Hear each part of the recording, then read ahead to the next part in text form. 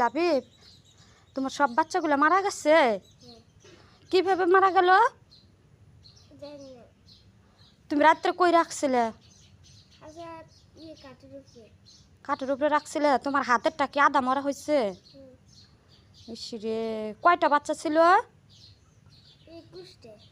21টার মধ্যে একটা বাচ্চা আছে, ওইটা কেমন অবস্থা আছে দেখি, আহত হয়েছে। ইসরে, মনে দুঃখ নিও না বাবু, মনে দুঃখ নিও না। সবটি বাচ্চা মারা গেছে।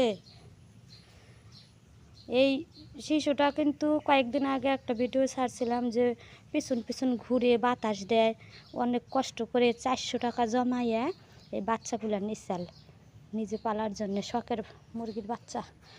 তো এখন হয়েছে যে এই 1 রাতের মধ্যে কি হয়েছে, রাখার পরে কিসে ধরছে, ধরার পরে এই যে বাচ্চাগুলো সব কোনোটা একবার মারা গেছে, কোনোটা আবার মানে একটু জীবন আছে, ওই রকম হয়েছে আছে বর্তমান। এখন দেখি লাবিব শোনো, তুমি মনে খুব কষ্ট পাইছো? কত টাকাতে নিছিলে বাচ্চাগুলা? 200।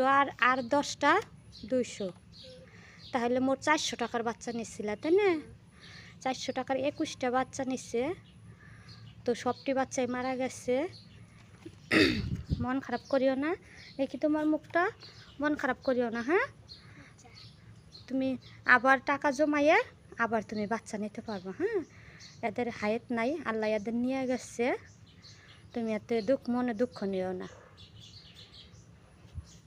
ঠিক আছে বাবু?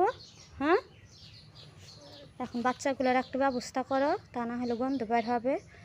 মাটি খুঁড়ে এগুলো ঢাইকা রাখা লাগবে, তাই না? ঠিক আছে, তো ভালো থাকিও।